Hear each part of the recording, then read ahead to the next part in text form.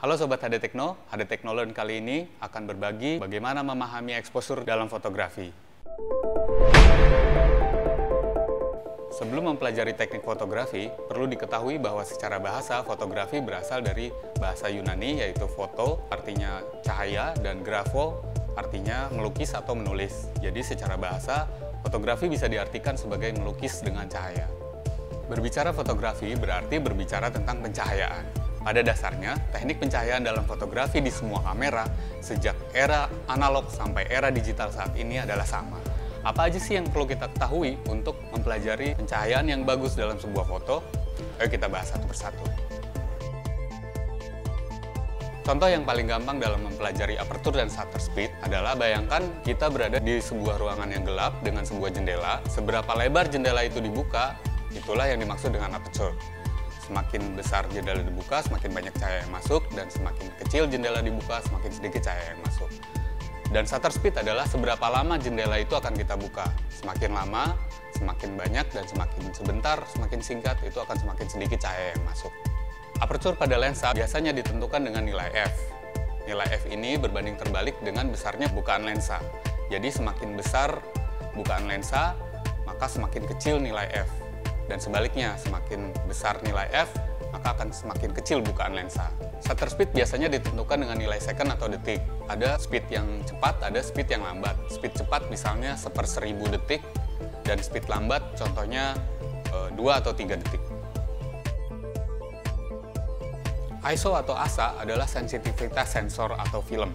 Semakin besar nilai ISO, berarti semakin sensitif sensor atau film menangkap cahaya. Contohnya dalam suasana yang terik di pinggir pantai, kita bisa mengambil foto dengan ISO 100. Tapi dalam kondisi yang lebih gelap, misalnya di dalam ruangan dengan sedikit kondisi cahaya atau tidak ada cahaya lampu, hanya mengandalkan jendela, itu kita bisa menggunakan ISO 600 atau 800. Ketiga unsur tadi, aperture, shutter speed, dan ISO, itulah yang disebut dengan segitiga exposure dalam fotografi.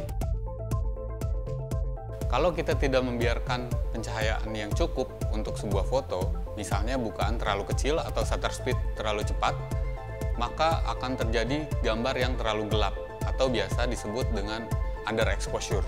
Dan sebaliknya, ketika kita membiarkan terlalu banyak cahaya yang masuk, seperti ISO terlalu tinggi atau bukaan terlalu lebar, maka gambar akan menjadi terlalu terang atau overexposure. Dan segitiga exposure intinya adalah bagaimana ketiga elemen tersebut bekerja sama untuk mendapatkan sebuah pencahayaan yang baik dalam sebuah foto. Setelah kamu mengerti konsep dasar exposure, bagaimana ketiga unsur tadi bekerja sama untuk mendapatkan sebuah pencahayaan yang bagus dalam fotografi, sekarang ambil kameramu, putar ke mode manual, dan berlatihlah mengkombinasikan ketiga elemen tersebut dalam berbagai kondisi cahaya yang berbeda. Dan ingat, teknik fotografi pada semua kamera, sejak kamera analog sampai era digital saat ini adalah sama. Yang membedakan adalah kreativitasmu. Terima kasih sudah menonton. Jangan lupa subscribe, like fanpage Facebook kita, follow Twitter dan Instagram kita. Sampai jumpa lagi. Ciao. Terima kasih juga kepada kolega Coworking Space. Jangan lupa follow Instagram kolega di @kolegajkt.